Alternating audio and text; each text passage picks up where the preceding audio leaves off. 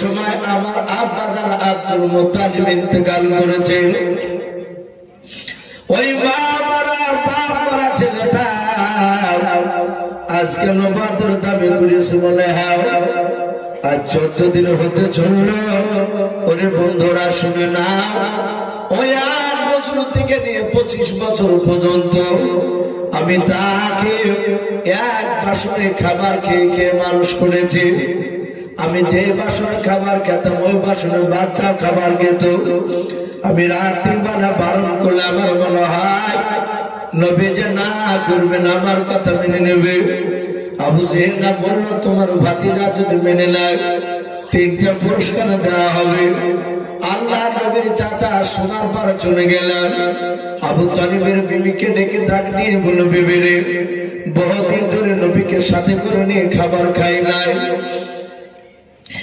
ওই 25 বছর সময় খাদিজার সাথে বিয়ে দিয়েছিলাম।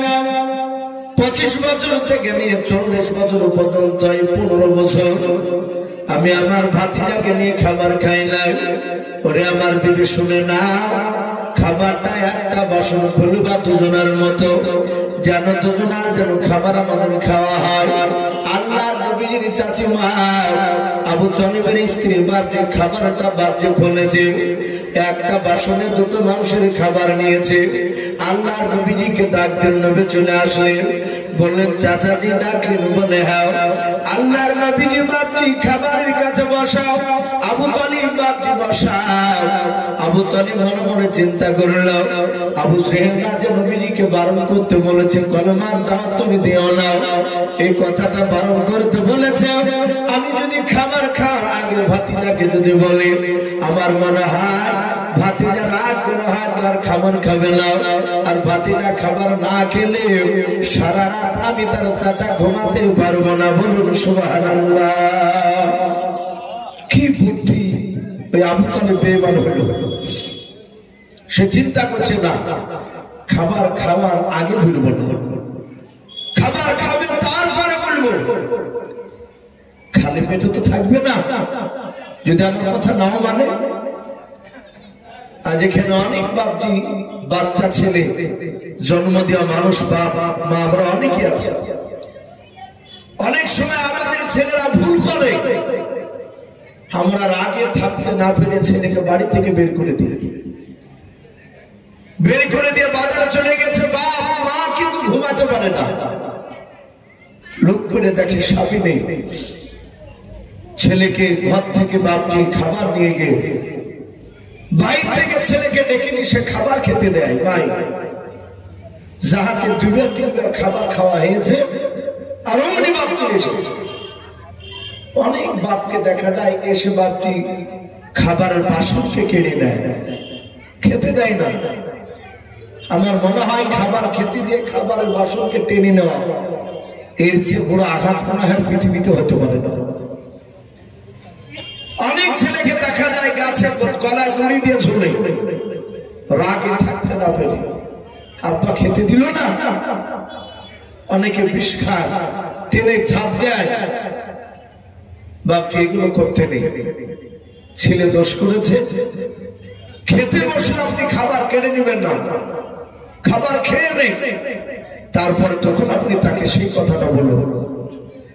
একজন বেঈমান আবু জেহেল বাপকে সে শিক্ষা দিচ্ছে। এখান থেকে আমাদের শিক্ষা নেওয়া দরকার। আবু তালিব চিন্তা করছে ভাতিজাকে খাবার খেতে দেওয়ার আগে যদি বলি, ভাতিজা হয়তো খাবার খাবে না, খাবার খেয়ে নে তারপরে বলবো। আবু তালিব ডাক দিয়ে বলল, ভাতিজা খাবার গুলো খেয়ে নাও। আল্লাহ রাসূল হাত খানা জুড়ে করে বলে, চাচা খোদার কসম করে বলবেন চাচা আমি শুনে না, ওই 8 বছর বয়স থেকে যখন আমার দাদা আব্দুল মুত্তালিব ইন্তেকাল করে, সেই 8 বছর থেকে 25 বছর পর্যন্ত খাদিজাকে বিয়ে করার আগা দিন পর্যন্ত চাচা কোন কোন মুফাসসিরিন কিরাম লিখেছেন বিয়ে করার দিন সকালবেলা পর্যন্ত আল্লাহ রাসূল বলেন, চাচা আমি আপনার সঙ্গে এক বাসনে খাবার খেতাম, আপনি আমাকে খাবার বাসনে না নিয়ে খেতেন না, কিন্তু চাচা এটা ভালো জানেন আপনি আগে খাবার না খেলে আমি খেতাম না। বলুন সুবহানাল্লাহ। ওগো চাচা, খাবারটা আপনি আগে খেয়ে নেন। যাতে ভাবে কথা বললেন। আবু তালেব আর সহ্য করতে পারলো না, ধর্মের বাদ বাপকে ধরে রাখতে পারলো না, হাওয়া করে কান্না করতে লাগলো। আবু তালেব বাপকে নবীকে বাপকে পাগা মেরে জোরে ধরলো, বুকের সাথে জোরে ধরে বাপকে কপালে চুমা দেয়। আবু তালেব বলে বাবা, ও ভাতিজা, আমি আর না বলে সহ্য করতে পারলাম না, থাকতে পারলাম না। এই ভাতিজা বললো, তোমার সাথে কি দিনের বেলা মক্কা নগরে কারোর সাথে দেখা হয়েছিল? আবু জেহেল উতবা সাইবার সাথে। নবীজি বললেন, চাচা আমার সাথে তাদের সাথে দেখা হয়েছিল। ওগো চাচা, আমি কোনো অন্যায় করি নাই। আমি জাহান্নামের রাস্তা থেকে মানুষ কিভাবে জান্নাতের রাস্তা যাবে ওই কথাটা আমি শোনাতে গিয়েছিলাম, বলতে গিয়েছিলাম। আর ওই সময় আবু জেহেল আমার গলায় ধাক্কা দিয়ে মাটিতে ফেলে দিল। ওগো চাচা, এই দেখুন কপালটা পাথর লেগে ফেটে গিয়েছে, ফুলে গিয়েছে। চাচা, আমি কষ্ট পেয়েছি। আবু তালেব আপনি থাকতে পারলো না, ওই কপাল ফাটা জায়গা আবু তালেব বাপ যে নবীজির বাপ যে কপালে মহাব্বতের বাপ যে চুমা দিয়ে দিল। আল্লাহর নবীজিকে ডাক দিয়ে বলেছিল, ভাতিজা শুনে না, তুমি চলে যাওয়ার পর আমি গিয়েছিলাম, আমার সঙ্গে দেখা হয়েছিল। ওরে ভাতিজা, আমি আবু জেহেলের চেহারা দেখেছি, দেখলাম ওদের চাউনি ভালো ছিল না। এই ভাতিজা, আমাকে বারবার করে বারণ করেছিল বাবা, আগামীকাল থেকে যেন তুমি কলমার দাওয়াত বানাও। ওগো আমার ভাতিজা, আমার সামনে যখন তোমাকে বার হলো, ওরে ভাতিজা, আমার মনে হলো আসমান কেন ভেঙে আমার মাথাতে পড়ে গেল।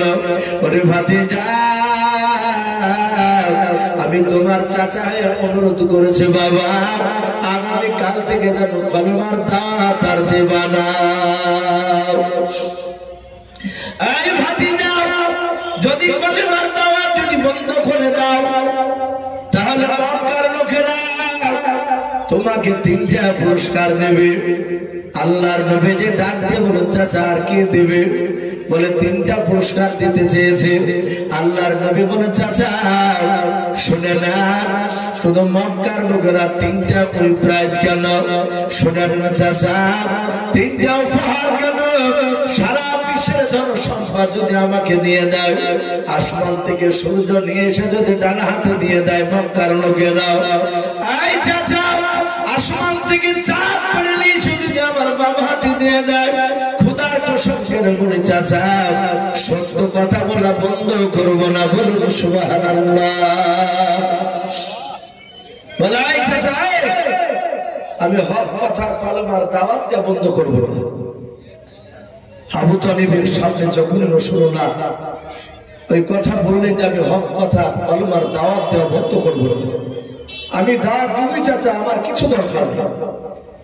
সাতাহাত বাপজি আবু তালেবের চোখ দুটো চোখের মতো লাল হয়ে গেল। আবু তালেব ডাকে দিয়ে বলেছিল, এই ভাতিজা, তুই তাহলে কলমার দাওয়াত বন্ধ করবি না? বলে না, আমি লাখ যার কসম করে বলব। সে সময় কাফিররা সবচেয়ে বড় দেবতা লাতুজাকে ডাকত। বলে, আমিও লাতুজার কসম করে বলি, আমার কণ্ঠে যার থাকা পর্যন্ত তোমার শরীরে কেউ ফুলের ছিটকি ফেলতে পারবে না। বলুন সুবহানাল্লাহ। এ ভালোবাসার কথা না দুশ্মনের কথা? কথা বলে এ শুনে মহাব্বত ভালোবাসা। এত ভালোবাসার বড় লোকটা জানা যেতে পারে না। সে নবীকে ভালোবাসত, নবীর কথাকে মানে না। রাসূলকে নবীজির চাচা মারা গেল, খাদিজা মারা গেল, সেই বছরটা রাসূলুল্লাহ চরম কষ্ট পেয়েছে। কাফিররা মেরেছে, আল্লাহ রাসূল যাবে কার কাছে? সান্ত্বনা দেওয়ার কেউ তো নেই। আমার বিশ্ব নবী জনাবে মুহাম্মদ রাসূলুল্লাহ সাল্লাল্লাহু তাআলা আলাইহি ওয়াসাল্লামকে বাপজি একদিন মেরেছে নবীর চাচা আর তার স্ত্রী মারার পর শরীরে রক্ত ঝরছে, মারিয়ে ফাটিয়ে দিয়েছে রাসূলুল্লাহকে। আল্লাহ নবী কাঁদতে কাঁদতে বাপজি খাদিজার কাছে গেলেন বাড়িতে। খাদিজা তো নেই। খাদিজা বেঁচে থাকা অবস্থায় রাসূলুল্লাহকে বলতেন, খাদিজা আমাকে মেরেছে বললো, আবু জেহেল উতবা সাইবারা মারলো। ওগো খাদিজা আমি তো কিছু বলিনি। খাদিজা রাসূলকে বুকের সাথে পাদা মেরে মহব্বত করে জোরে জোরে বলতেন, ওগো আল্লাহর রাসূল আপনি কাঁদবেন না। ওরা যদি জানতো আপনি সত্যিকারী নবী রাসূল তাহলে ওরা মারত না আপনাকে, ওরা চিনে না। ওগো নবী আপনার পূর্বে বহু নবী রাসূল এসেছিলেন, তাদেরকে ধরে ধরে তারা মেরেছে। আর আমাদের বিবিরা হলে কথা বলবে, ভাই একটু কথা বলে, একটু পরীক্ষা করে দেখবে। কেউ যদি মারার বাড়িতে যে যদি শুধু একটু যদি কাঁদতে কাঁদতে যান, যে বিবিতে বলবে কি হলো, বলে অমুক জায়গার অমুক লোক মারিয়েছে, তখন বিবিতে বলবে লাখ শুয়ে ফাটাতে পারো নি ঘুষ বেরিয়ে, না হলে বলবে যে আমার হাতে ছুরি তুমি পড়ো, পরে ঘুরিয়ে বেড়াও। সান্ত্বনা বলে কথা নাই। সেও জানে যে মারামারি করে মরিয়ে যায়, কেঁদে আবার আর একটা নতুন করে বিয়ে করতে পারে। আর খাদিজা বলতেন ওরা সবই ওরা চিনে না। ওরা যদি চিনত আপনি আখির জামানার রাসূল তাহলে আপনাকে মারত না, আপনি কাঁদবেন না রাসূল। ওরা জানে না যে আপনি নবী। আগেকার নবী রাসূলদেরকে তার কওমরা এইভাবে ধরে ধরে মারত। রাসূল বাপজি খাদিজার বাড়ির কাছে দরজায় গিয়ে কাঁদলেন। খাদিজা তো বেঁচে নেই, মারা গিয়েছে। আমার বিশ্ব নবী ওখান থেকে চাচা আবু তালিবের ঘরে গেলেন। আবু তালিবের ঘরের কাছে গিয়ে কাঁদছেন, চাচা তো বেঁচে নেই। কে দাঁড়াবে নবীর কাছে সাহারা? কে নবীকে সান্ত্বনা বলে কথা বলবে? শরীর দিয়ে রক্ত ঝরছে, রাসূলুল্লাহ পায়ের জুতো পা দিয়ে ঘুরে ঘুরে যাচ্ছে। রাসূল মনে মনে ভাবলেন, আমার একটা চাচা আছে শক্তিমান চাচা আমির হামজা, তখন ঈমান আনেনি সে। আমি চাচা আমির হামজার কাছে যাই, আমার চাচা হয়তো একটু আমার পক্ষে একটু কথা বলবে। বাড়ির দরজার কাছে গিয়ে বলছেন, চাচা চাচা। রাসূল কাঁদছেন বাচ্চা ছেলের মতো। ভিতর থেকে আমির হামজার স্ত্রী বলল, কে? বলে আমি আমির হামজার ভাতিজা, আমি মুহাম্মদ সাল্লাল্লাহু আলাইহি ওয়াসাল্লাম। আমির হামজার বিবি দরজাটা খুললো, খুলে দেখছে গোটা শরীর দিয়ে বাপজি রক্তের দাগ, জামা রক্তে ভিজে গিয়েছে, পা দিয়ে রক্ত পড়ছে। আমির হামজার বিবি বলল, তোমার চাচাকে ডাকছো কেন? বলে, চাচি বাবা আমি কোনো দোষ করিনি, আমি সত্য কথা বলছিলাম। আমাকে মক্কার সাইবার চাচারা তার ভাতিজারা ধরে আমাকে মারলো। আমির হামজার বিবি উত্তর দিল, যেমন তোমার কর্ম তেমনি তোমার ফল ঠিকই হয়েছে। বলে, এখানে কাঁদো না, চলে যাও, তোমার চাচা নাই, তোমার চাচা শিকারি করতে গেছে বলে। আল্লাহর নবী বুক ভরা ব্যথা নিয়ে কাঁদতে কাঁদতে চলে গেলেন ময়দানের বাবা। মরুভূমির ময়দানে গিয়ে গুহার ভিতরে নবী কাঁদেন আর বলেন, আল্লাহ আমি মনে হয় তোমার দিনকে আর বেশি দিন টিকে রাখতে পারবো না। এদিকে বাবা আমির হামজার বাপজি দুই হাতে এত শক্তি আল্লাহ দিয়েছিলেন। আল্লাহর নবী পরবর্তীকালে আমির হামজার শক্তির ব্যাপারে বলেছিলেন, আল্লাহর নবীর জামাই আলীকে বাপজি আল্লাহর বাগ বলতেন নবী। হযরত আমির হামজাকে বিশ্ব নবী বলেছিলেন, আমার আমির হামজা জঙ্গলের সিংহ, বলুন সুবহানাল্লাহ। আল্লাহর নবী বলেন, দুনিয়ার বুকের বাপজি 50টা যুবকের নওজওয়ানের শক্তি একাই আমার আমির হামজার দুই হাত আল্লাহ দিয়েছিলেন। আমির হামজা তীর আন্দাজ ছিলেন বাপজি, তীর ছুড়লে বাপজি তীরটা বেয়ে যেত না। ওই আমির হামজা বিশ্ব রসুলকে বাপজি তো কোনো মানে নাই। একটা হরিণকে থেকে দূর থেকে বাপজি তীরখানা নিশানা করে বাপজি ছুটতে যাবে, মারতে যাবে। আর ওই সময় আল্লাহর কুদরত বাপজি অবলা ওই হরিণটা মানুষের মতো কথা বলতে লাগলো। বলুন সুবহানাল্লাহ।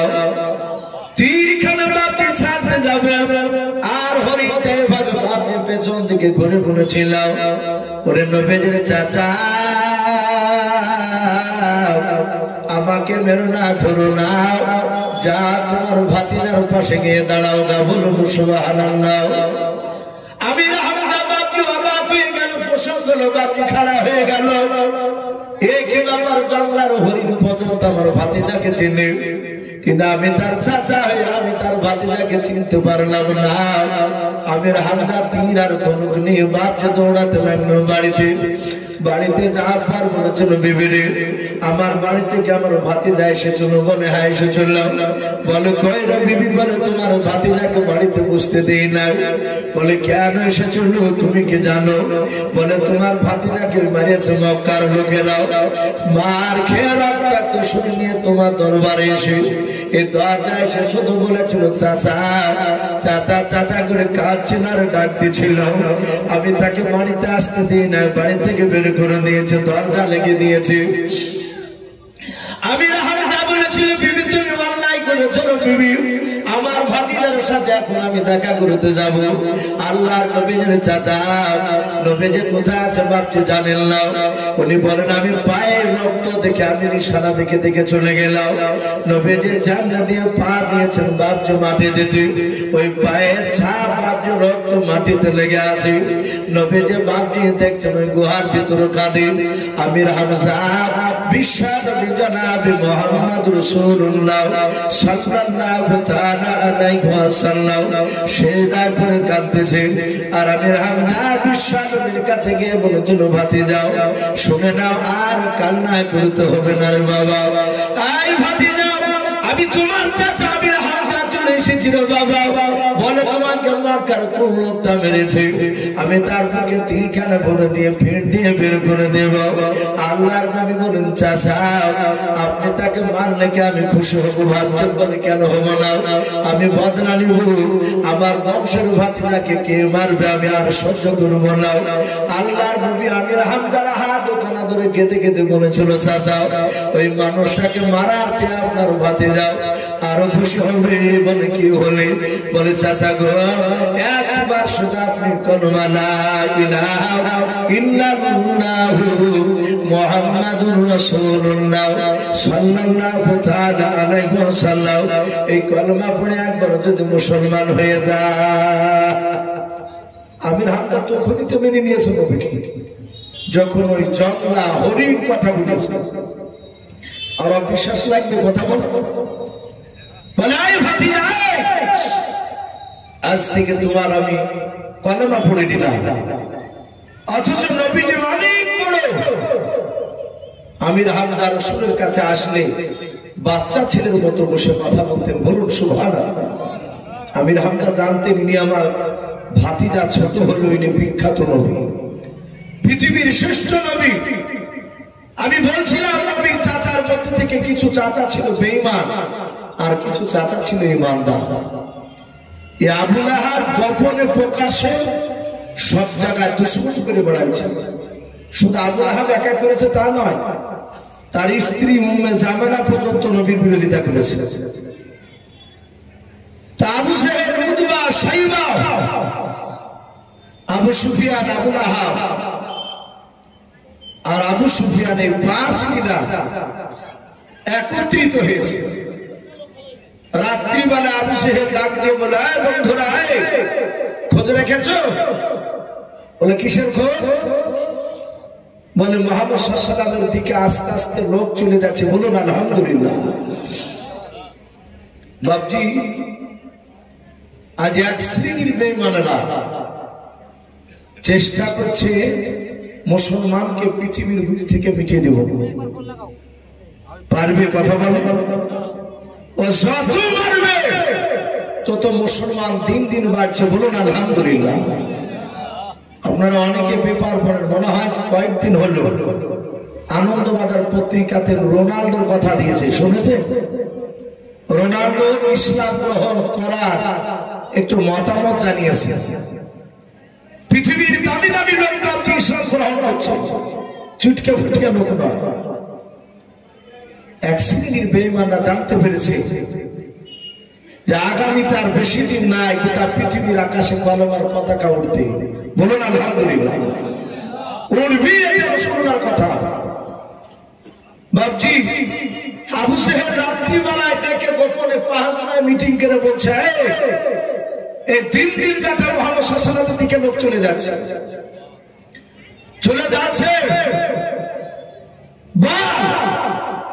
তাকে দুনিয়ার বুক থেকে নাস্তাবুদ করা যায় কি করে? আমি তাকে পাথর নিয়ে গিয়েছিলাম, আরে বেটার পাথর উত্তর দিল। মুহাম্মদ সাল্লাল্লাহু আলাইহি ওয়াসাল্লামকে বলতে হলো না, এরা সবই তোমার নামে দেখছি, ওকে কি করে দুনিয়ার বুক থেকে মিটানো যায়, কোন রাস্তা আছে? যুক্তি বের কর। উতবা সাইবা এরা খুব ক্রিটিক্যাল ছিল। সাইবা বলল, বন্ধু একটা রাস্তা আছে। বলে কি? বলে বেটাকে আর পৃথিবীতে বাঁচিয়ে দিয়ে লাভ নাই, একেবারে মাটি চাপা দিয়ে শেষ করে দেব। আবু সেহেল বলল, কি করে? বলে এই রাস্তা দিয়ে মুহাম্মদ সাল্লাল্লাহু আলাইহি ওয়াসাল্লাম রাত্রি বেলায় যায়,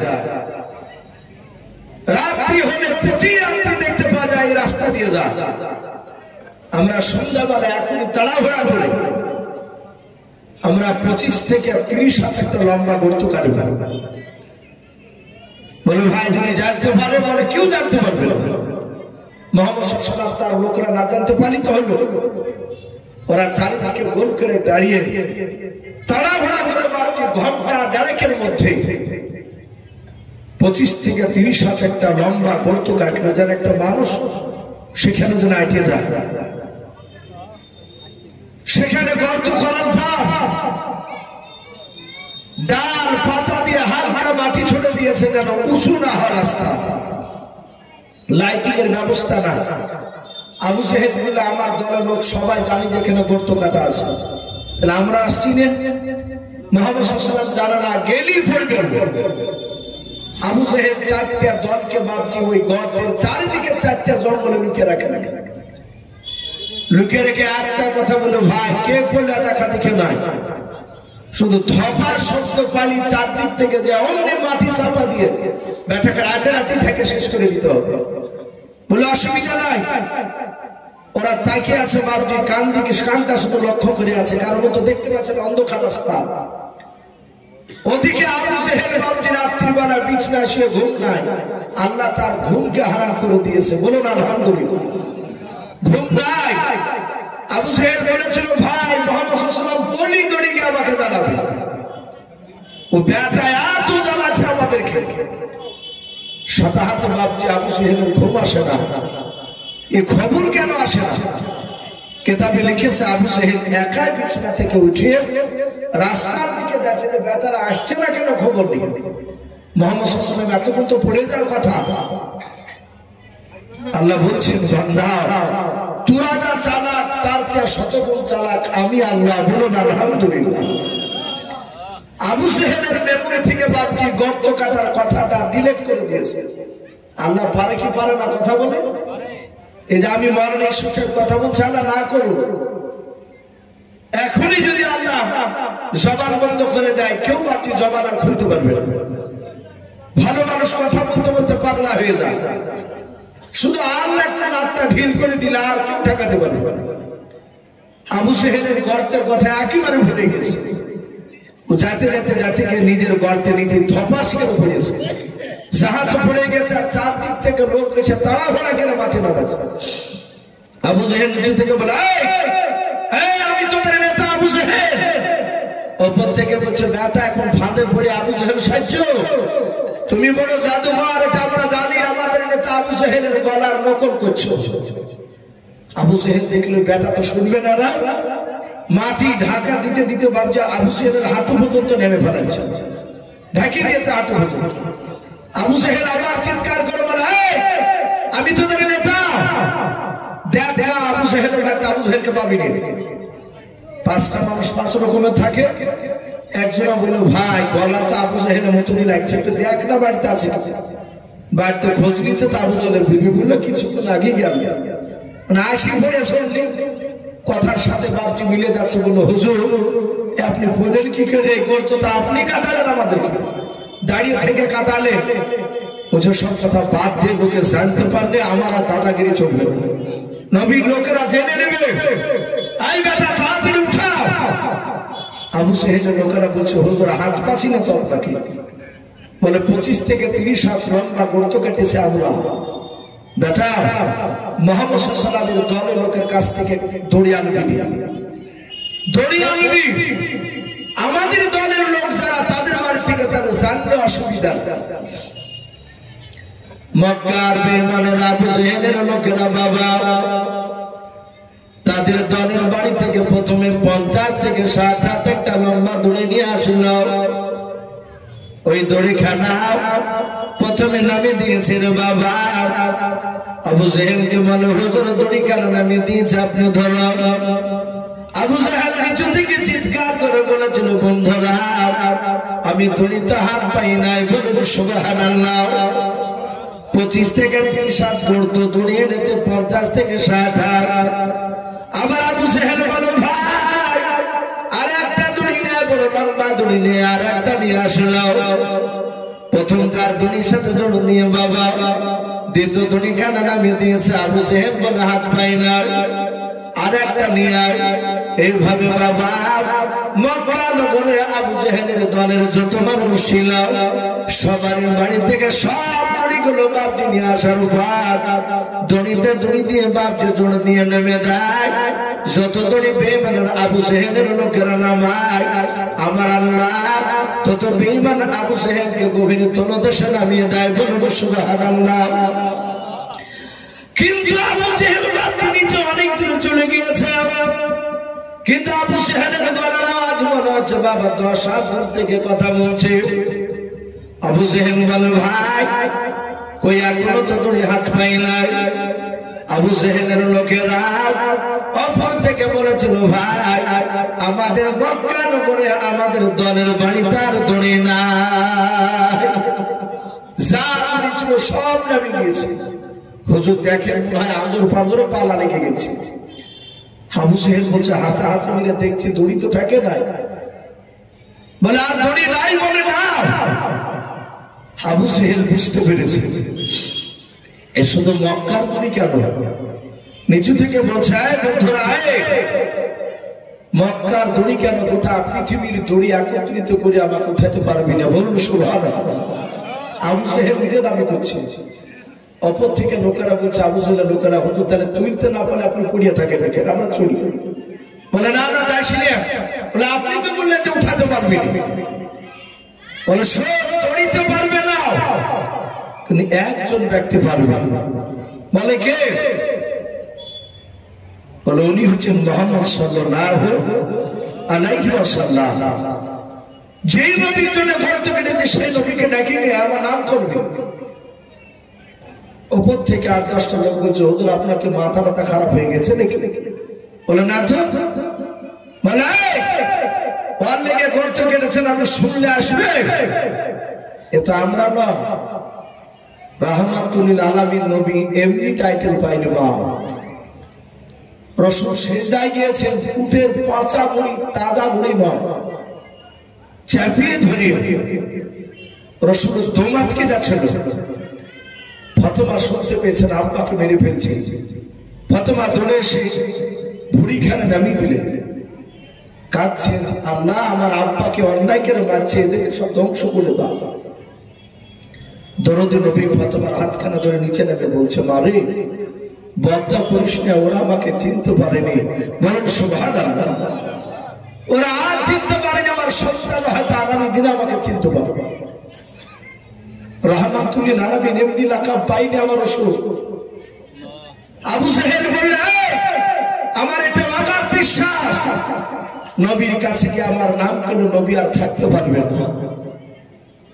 আমার বিশ্ব রসুলের কাছে গিয়ে আবু জেহেলের লোকেরা বলল, নবী সোজা চলে আসে, দেখছেন সব বেঈমানরা দাঁড়িয়ে আছে।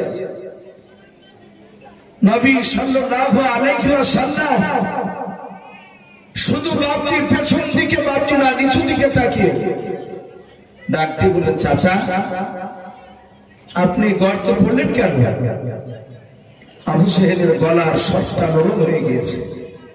বলে, ভাতিজা এতদিন মিথ্যা কথা বলেছি, আর বলবো না। তোমাকে মাইরে ফেলা রেখে গর্ত কেটেছিলাম, বাপ তুমি না পড়ে আমি পড়ে গেছি। রসুল বলেন, চাচা এসবগুলো করতে নেই। বলে, বাবা আমি বুঝতে পেরেছি, আজকের মতো আমাকে বাঁচা উঠা।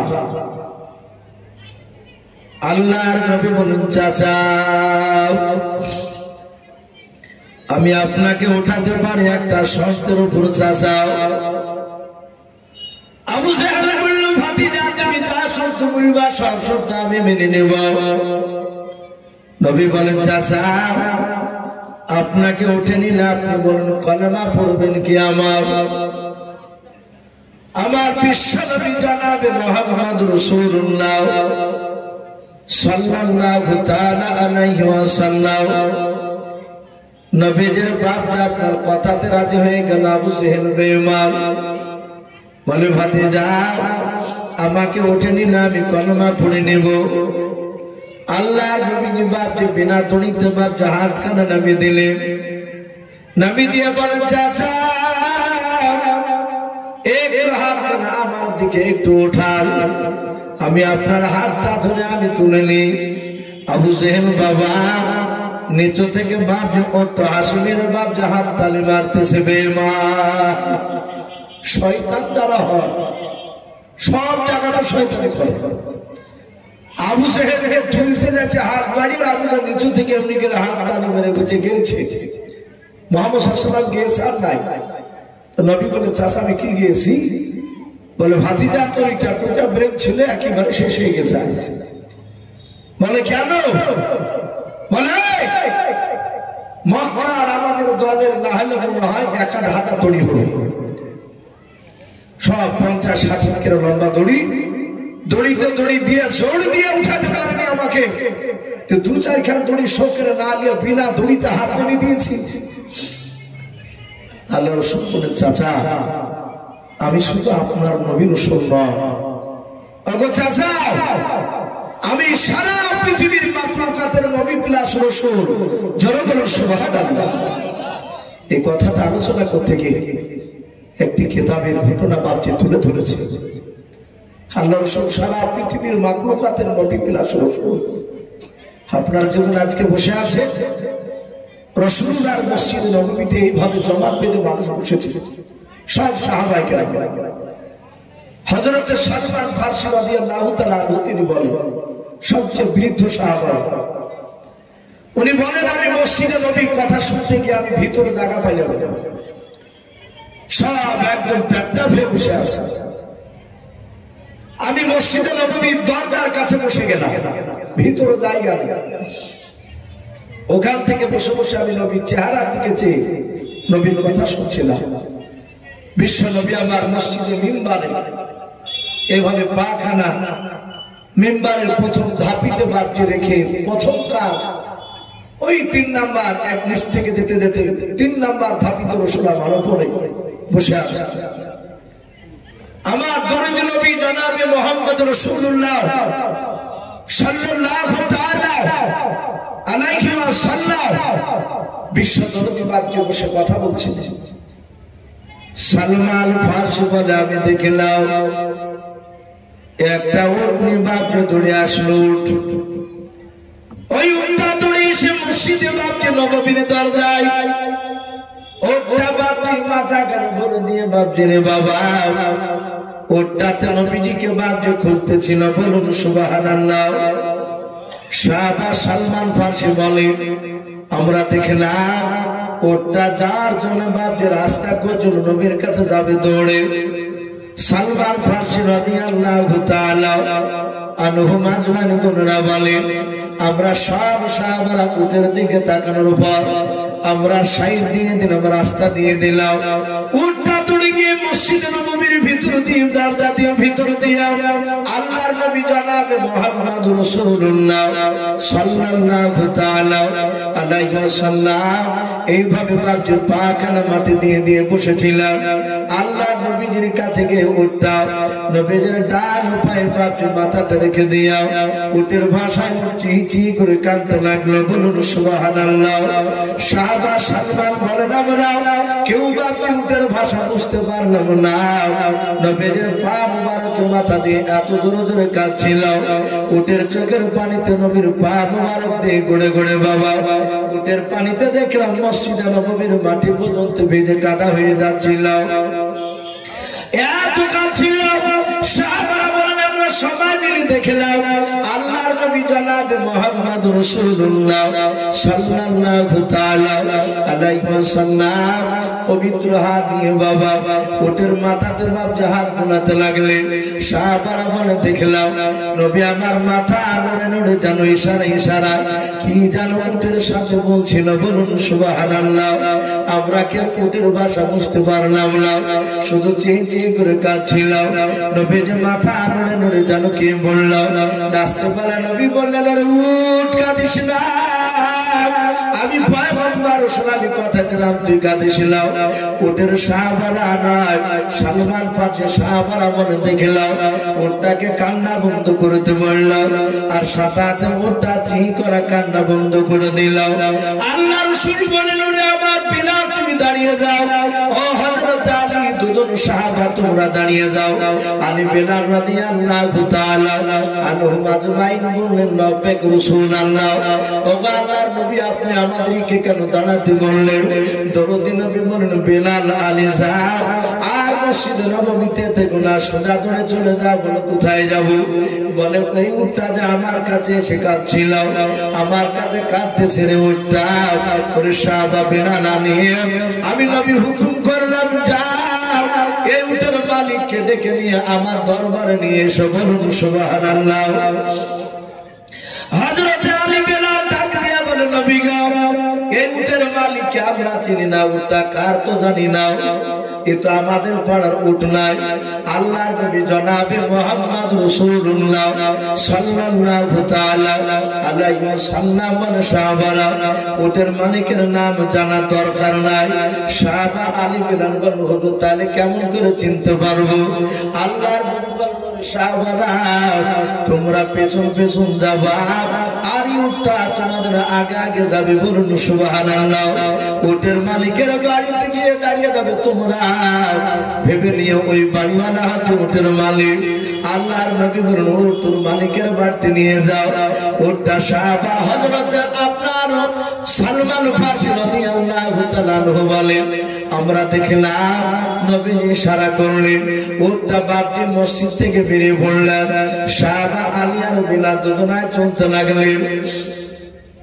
ওই উটটা দৌড়তে দৌড়তে দৌড়তে দৌড়তে দৌড়তে যাওয়ার পর সালমা বলে বাপজি একটা গোত্র ছিল না বাবা আবু সালমা, ওই সালমা গোত্রের একটা বাড়ির কাছে গিয়ে দাঁড়িয়ে গেল। আলী বিলাল বুঝতে পারলেন এই উটের মালিকটা এখানে হবে। আল্লাহ দরদি নবী জনাবে মুহাম্মদ রাসূলুল্লাহ সাল্লাল্লাহু তাআলা আলাইহি ওয়াসাল্লাম বিশ্ব দরদি নবীর সাহাবারা ওই দরজার গুলিতে সালাম দিলেন আসসালামু আলাইকুম ওয়া রাহমাতুল্লাহি ওয়া বারাকাতুহু। বাড়ির ভেতর থেকে বাপজি একজন ব্যক্তি বেরিয়ে আসলেন। আল্লাহ রাসূলের সাহাবা বিলাল আর আলীকে বাপজি দেখে সাহাবা বলেছিল ভাই এত দামি সাহাবা কেন তোমরা আমার বাড়ি দরজাতে দাঁড়িয়েছো? বললাম ভাই রে বেয়াদবি হলে মাফ করবা। যে বাড়িতে গিয়েছেন ওই বাড়িওয়ালা বাপজি নবীকে মানতেন, সাহাবা ছিল। আল্লাহর নবীর সাহাবা আলী বিলাল বলেছেন ভাই এই উটটা কি তোমার? বলে হ্যাঁ উটটা আমার। বলে ভাই ওটা যদি তোমার হয় এই ওটা নবীর দরবারে গিয়েছিল, আল্লাহর নবী তোমাকে ডাক দিয়েছে, এখনই যাওয়া লাগবে।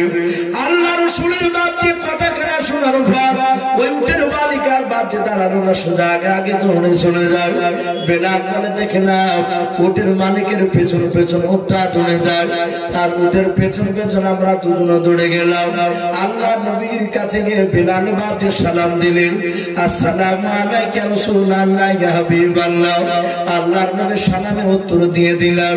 বাপকে নবী বললেন, ওরে ভাই, এই উটটা কি তোমার? বলো হুজুর, এই উটটা আমার পোষাও। নবী গো কেন আমাকে ডাক দিয়েছেন বলো? আল্লাহর নবী কাঁদতে লাগলেন। নবীর ডান পাশে গিয়ে বাপ যাবার উটটা গিয়ে দাঁড়িয়ে আছে, একেবারে বাচ্চা ছেলের মতো নবী থেকে বাপ চেয়েছে।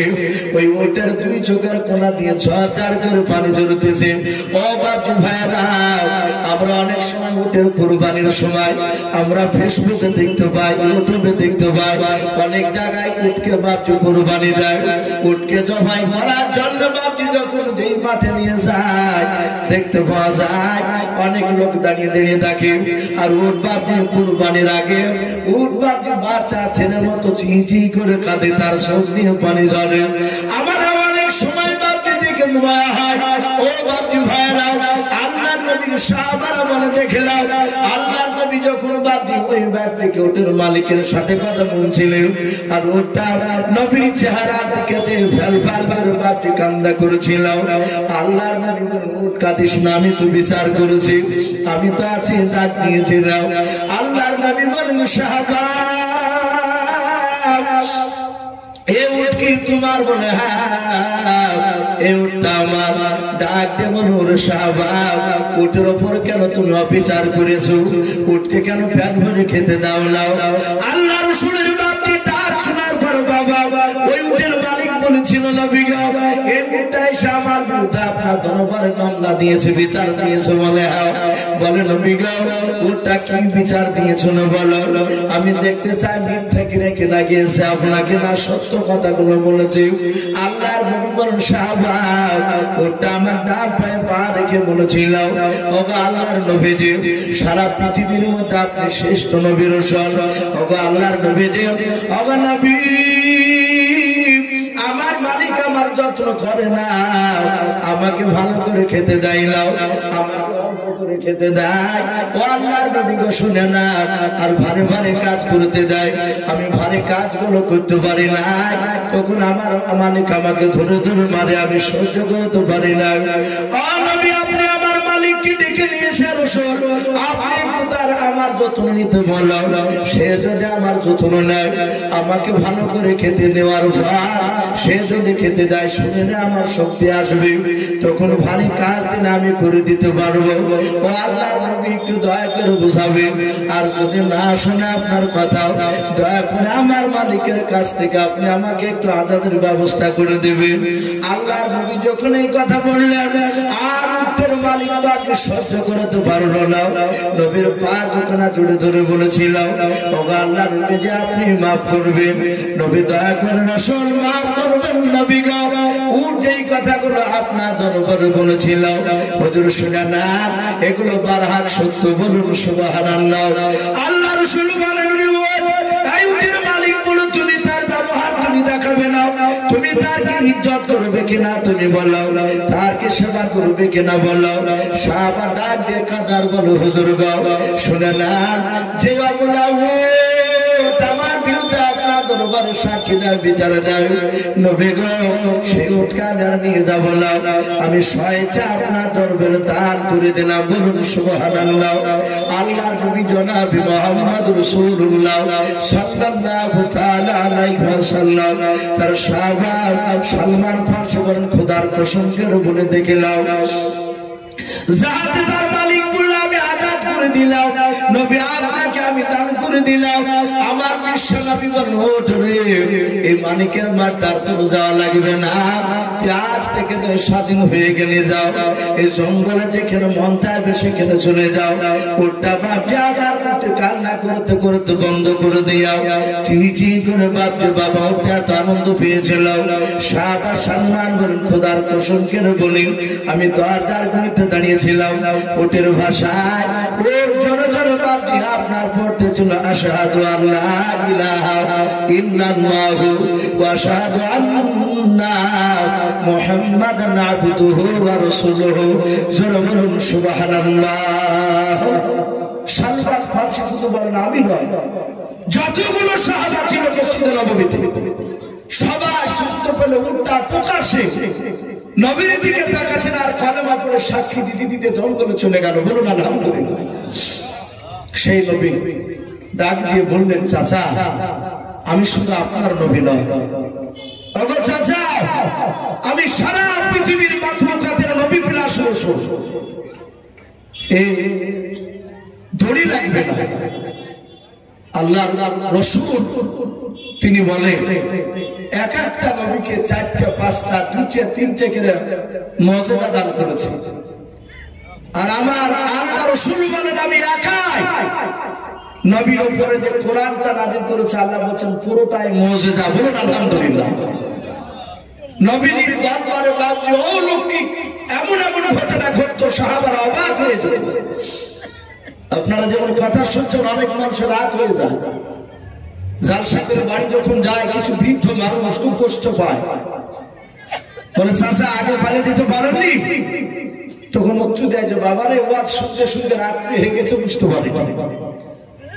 নবীর দরবারে ভাষণ শুনতে শুনতে সাহাবাদের রাত্রি হয়ে গেছে, সব সাহাবা বাড়ি চলে গেলে দুজন সাহাবা 2 গোত্রে, একটা নাজরা আর দ্বিতীয় আরেকটা গোত্র নাম ছিল খাজরা। কুরাইশে হাশমি সব ছিল মক্কা নগরের বংশের নাম, গোত্রের নাম। নাজরা আর খাজরা বাপজি বুখারীতে এসেছে, দুটো গোত্রের নাম পাওয়া যায়। 2 গোত্রের 2টো নেতা রাসূলের কথা শুনতে শুনতে বাপজি বেশ অন্ধকার ঘুটঘুটে নেমে এসেছে, রাত্রি 10টা পার হয়ে গিয়েছে। নবীজি দেখলেন সবাই চলে গেল, 2জন সাহাবা বসে আছে, তাদের চেহারা দিকে চেয়ে মনে হচ্ছে চিন্তিত অবস্থা। নবী বলেন সাহাবা সবাই চলে গেল আর তোমরা যাচ্ছ না, কি ব্যাপার, তোমরা থাকবা নাকি? বলে হুজুর আমরা থাকার জন্য আজকে আসি না, আর আমাদেরকে আজ রাত্রে বাড়ি যাওয়া লাগবে, কিন্তু নবীকে আপনার বক্তব্য শুনতে শুনতে রাত্রি হয়ে গিয়েছে, আমাদের ইরাদা ছিল জোছনা রাত থাকতে থাকতে চলে যাব, কিন্তু রাসূল এ তো রাত্রি অন্ধকার, আমরা এখন দুজনায় যাব কি করে? আমাদের কাছে তো কোনো লাইটিং এর ব্যবস্থা নেই, লাইট নেই, আগুনের কোনো ব্যবস্থা নেই। আমার বিশ্ব রাসূল মুচকে হাসি দিয়ে বলেন সাহাবা চিন্তা না, আমি রাসূল আছি তো, তোমাদের সঙ্গে আল্লাহ আছে। বলুন আলহামদুলিল্লাহ। নবী একজন সাহাবাকে বলে যা ওই গাছ থেকে 2টো ডাল ভেঙে নিয়ে এসো। হায়াতুস সাহাবা কিতাবটিতে ঘটনাটা এসেছে, রাসূল সাহাবাদের জীবনী আছে। রাসূলের সাহাবা ডাল ভেঙে নিয়ে আসলেন 2টো, নবী বলেন ওদের দুজনাকে 2টো ডাল দিয়ে দাও। নবী বলেন সাহাবা এবার বাড়ি চলে যাও। সাহাবারা বলেন ইয়া রাসূলুল্লাহ ইয়া হাবিবাল্লাহ আমরা 2টো ডাল নিয়ে কি করব? নবী বললেন নবী আমাদের লাইটের ব্যবস্থা করে দেন, অন্ধকারের ডাল দিয়ে নিয়ে গেলে জনের বাঘ যদি পড়ে যায় সামনে বুঝতে পারবো না, সাপ পড়লে আমরা দেখতে পাবো না। আল্লাহর নবী মুচকে হাসি দিয়ে বলুন সাহাবারা আমার এরিয়া পার হয়ে গেলে দেখবা এই ডালে তোমাদেরকে বাড়িতে পৌঁছে দিবে। বলুন সুবহানাল্লাহ। সাহাবারা আর নবীকে বাপকে কথা বললেন না, জানেন নবী বলেছেন তখন ডালে আমাদেরকে পৌঁছে দিবে বাড়ি। সাহাবারা বলে নবীর এরিয়া পর্যন্ত যতক্ষণ ছিলাম রাসূলের বাপজি নূরের আলাতে বাপজি নবীর এরিয়া পর্যন্ত আলা দরকার হলো না, রাস্তা দেখতে পাচ্ছিলাম। যখনই আমরা নবীর এরিয়া পার হয়ে নতুন এরিয়াতে পড়লাম, হঠাৎ করে দেখলাম 2 ডালের মধ্যে একটা ডাল দিয়ে বাপি লাইটের মতো আলা বের হতে লাগলো। বলুন সুবহানাল্লাহ। আর একজন সাহাবা বলে ভাই রে তোমার তোমার যেতে সুবিধা হবে, কিন্তু আমার তো ডান দিয়ে আলো বের হয় না। সাহাবারা বলেন, ভাই যতক্ষণ পর্যন্ত দুজনায় একটা রাস্তা চলছিল ততক্ষণ পর্যন্ত একটাই বাপটা আপনার আলা জ্বলছিল ডালে। যখন বাবা ওই রাস্তা দুই দিকে বাপটি হয়ে গেলাম, দুজনায় দুই দিকে হঠাৎ বাপটি যে আলাটা জ্বলছিল না, ওই ডালটা বাপটি আবার জ্বলতে লাগলো। বলুন সুবহানাল্লাহ। ও বাপটি ভাইরা, এগুলো ছিল নবীর মুজিজা। আল্লাহ রাসূল বললেন, ওগো চাচা দড়ি লাগবে না, শুধু হাতটা বাড়াও।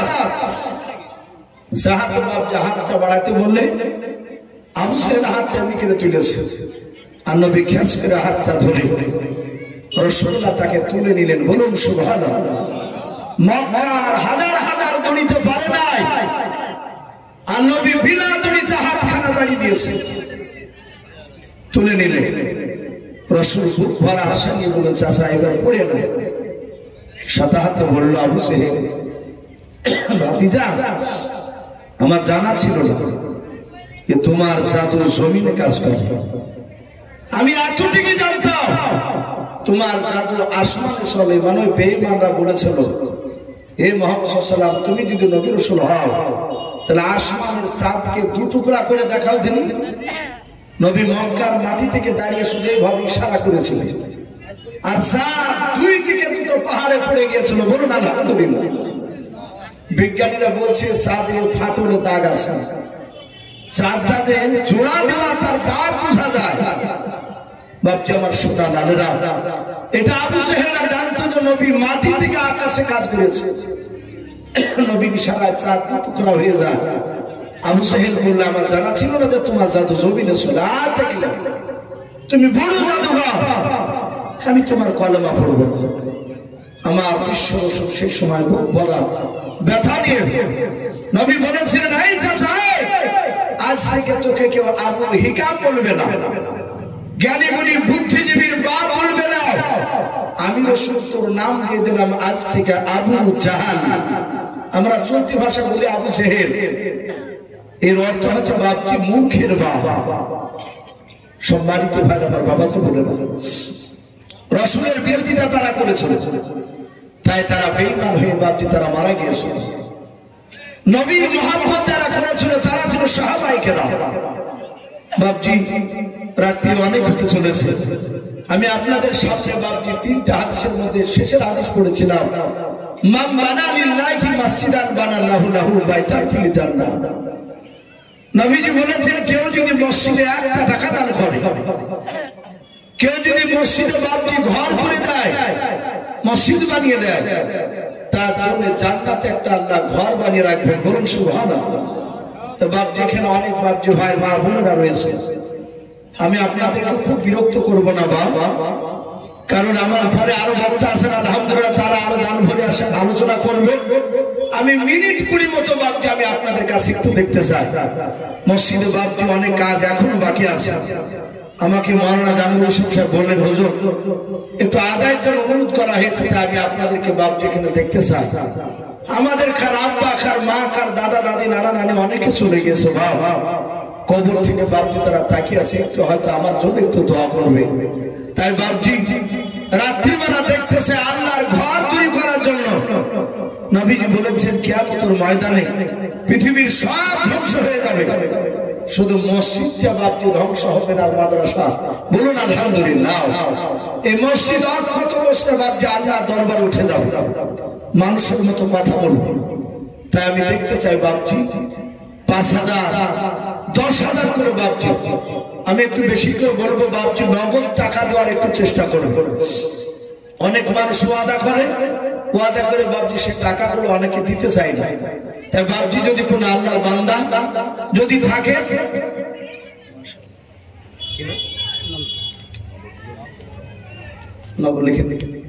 একজন ভাই বেনামিতে উনি 100 টাকা দিয়েছেন। বলুন মারহাবা, বলুন আরে তাকবীর।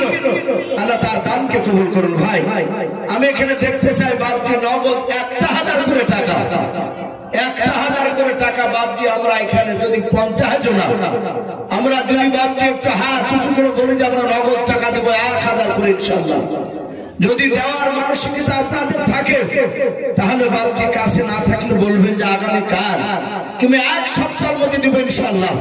বাপজি একটু দেখতে চাই 1000 করে টাকা বাপজি একটু নগদ টাকা 1000, 2000, 3000, 5000, 10,000 পর্যন্ত ইনশাআল্লাহ। দেখেন বাপজি কত 1000 টাকা ওই বাপজি লিখে নগদ 5 দিন পরে দিবেন। বলেন আরে তকবীর। বাপজির নামটা কি? নামটা বাপজি নূর মোহাম্মদ সরসবাদ। কত 1000, 2000 টাকা জীবন তুমি নাকি? মাশাআল্লাহ। এ দেখেন টিপন একটা যুবক ছেলে বাবা 2000 টাকার দাতা। মারহাবা। এই টিপন নামে দেখো বান্দা কোথায় গেছিল, রিপন নামে দেখো বান্দা কোথায় গেছিল, আল্লাহ নাম শোনা দেখো 2000 টাকা দিল। যার সাথে যে নিয়াতে গুণ আছে দান, দানকে কবুল করো তুমি সুবহানাল্লাহ। নারে তাকবীর। জামাই হয়েছে তো ইসলাম নামে দেখো বাপজি এখানে যে ছিল আল্লাহ নাম শোনা দেখো 1000 টাকা দিলাম। 1000 টাকা বলে মালা করিও না হেলাও, নেকের খাতায় মালা লিখিও গো মেলাও। যার সাথে যে নিয়াতে গুণ আছে দান, দানকে কবুল করো তুমি সুবহান। ওগো বাড়ি দোয়া করি ওগো পাকবারে মিজানেতে নেকির ভালো করে দিও ভাই আল্লাহু আমিন। নারে তাকবীর। বাপজি একটু আসি। বাপজি ওখানে আরেকজন বাপজি 1000 টাকা দিয়েছেন, ওনার নামটা লিখে নেবে। বাপজি আমরা চটচট করে একটু নগদ টাকার দিকে, আমাকে বলেছেন কমিটির তরফ থেকে হুজুর একটু নগদ টাকার দিকে একটু বলবে। অনেকে বাকি বলে দিতে চাই না, তাই যেহেতু আমি বলেছি এক সপ্তাহের মধ্যে যদি দেন 2000, 3000, 4000, 5000 ইনশাআল্লাহ বাপজি তাহলে একটু নামটা লিখাবে। একটু আসি, একটু আসি, একটু তাড়াতাড়ি আসি। মাশাআল্লাহ। বলেন আরে তাকবীর। নওশাদ আলী সাহেব উনি বলছেন 1000 টাকার দাতা। বলুন মারহাবা। আল্লাহ তাআলা 1000 টাকার দানকে আল্লাহ কবুল করুন ওগো মওলা। তুমি হায়াতে তয়্যিবা সিহাতে কুল্লিয়া তুমি দান করো। বলুন আল্লাহুম্মা আমিন। ওগো মাহবুব আমি আপনাদের কাছে দেখতে চাই 1000, 2000, 3000, 5000 আমরা ইনশাআল্লাহ আল্লাহর ঘরকে তৈরি করার জন্য একটু দানের হাতটা একটু বাড়িয়ে দিই। 200, 500 মা বোনেরা আপনারা যে যা পারবেন একটু দানের হাতটা একটু আল্লাহর ঘরকে তৈরি করার জন্য একটু বাড়িয়ে দেবেন ইনশাআল্লাহ। আমি কমিটি ভাইকে বলবো ভাই একটা খাতা কলম নিয়ে মা বোনদের গেটের কাছে গিয়ে দাঁড়াবেন ইনশাআল্লাহ দিবে দেখবেন। আর কমিটি ভাইকে বলবো একটা চাদর নিয়ে গিয়ে মা বোনদেরকে একটু দেন রুমাল। মা বোনদেরকে দেন। ওরা দুটো মেয়ে মা বোনদের কাছ থেকে তারা রুমালের কালেকশন অনেক মানুষ নগদ 50, 100, 200 করে দেবে ইনশাআল্লাহ অনেক টাকা হয়ে যাবে ভাই। আপনাদের মধ্যে আর কি হবে না ভাই? জি 1000, 2000, 5000 করে কোন আল্লাহর বান্দা যে একটু আল্লাহর ঘরকে তৈরি করার জন্য একটু ঝটঝট করে দিই ইনশাআল্লাহ। আমি আপনাদেরকে বেশি কষ্ট দিব না, মিনিট 20 পর্যন্ত একটু ভাবছি থাকবো আপনাদের কাছে।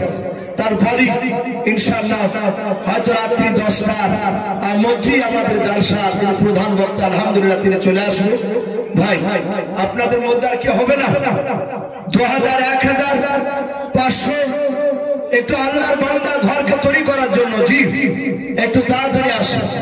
যদি কেউ মনে করেন যে আমি সিমেন্টের বস্তা নাম লিখাবো কাজ হবে তখন দিব ইনশাআল্লাহ, আপনারা ওয়াদা করতে পারেন 1 বস্তা, 2 বস্তা, 5 বস্তা, 10 বস্তা পর্যন্ত বাপজি সিমেন্টের নাম আপনারা লিখাতে পারেন। ভাই আর কি হবে না? মতিউর রহমান 5 বস্তা। মাশাআল্লাহ। বলেন আরে তাকবীর। এই মতিউর রহমান নামে দেখো বান্দা কোথায় গেছিল, আল্লাহ নাম শুনে দেখো 5 বস্তা সিমেন্ট দিয়ে গেল। যার সাথে যে নিয়াতে করিয়াছে দান, দানকে কবুল করো তুমি সুবহানাল্লাহ। আরে তাকবীর। দেখে